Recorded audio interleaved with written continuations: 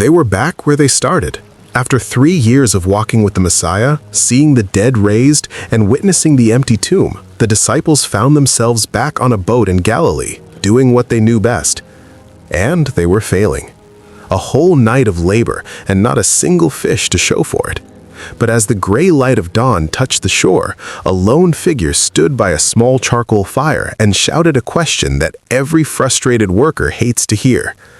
"Friends, haven't you any fish?" Today, we investigate the breakfast that changed the world and the mystery of the 153. The Sea of Galilee, or Lake Tiberias, is a place of unpredictable storms and deep thermal springs. In the 1st century, fishing was the backbone of the local economy. Peter, James, and John weren't hobbyists, they were professionals.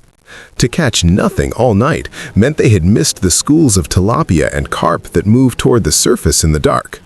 By dawn, the fish usually retreat to the depths. So when the stranger on the shore told them to throw their net on the right side of the boat, it defied professional logic. But they did it anyway, and suddenly the water began to boil with life. This moment was a deliberate echo. Years earlier, Jesus had called these same men after a similar miracle of a massive catch. But this time, there was a difference. In the first miracle, the nets broke.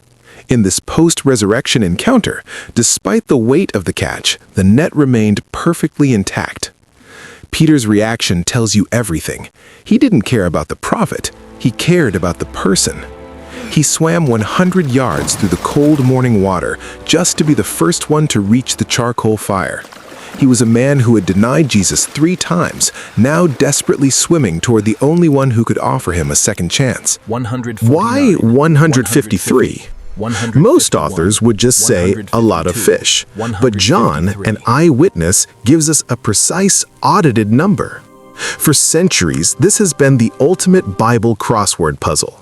St. Jerome suggested that ancient zoologists believed there were exactly 153 species of fish in the world, meaning the gospel was for every nation on earth. Mathematicians point out that 153 is a triangular number, the sum of all integers from 1 to 17. Others see it as a symbolic code for the sons of God. Or perhaps it was simply the honest count of a fisherman who couldn't believe his eyes. Regardless of the math, the message was clear. God's provision is precise, abundant, and won't break your net. The breakfast was waiting.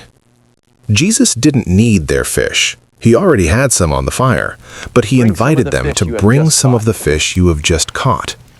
He was merging his divine miracle with their human effort. As they ate in the morning sun, Jesus restored Peter, asking him 3 times, "Do you love me?" to heal the 3 times Peter had said, "I don't know him." The 153 fish were the backdrop to the greatest restoration story in history. The mission wasn't over, it was just moving from the sea to the souls of men. The story of the 153 fish reminds us that even after our darkest nights of failure, there is a morning coming. There is a voice on the shore calling us to try one more time, on the right side. What does the number 153 mean to you? Is it a symbol of the whole world, or a sign of God's personal attention to detail? Let's dive into the theories in the comments. This concludes our production for today. Subscribe to Scripturally to keep exploring the deep waters of the Word. I'll see you at the shore.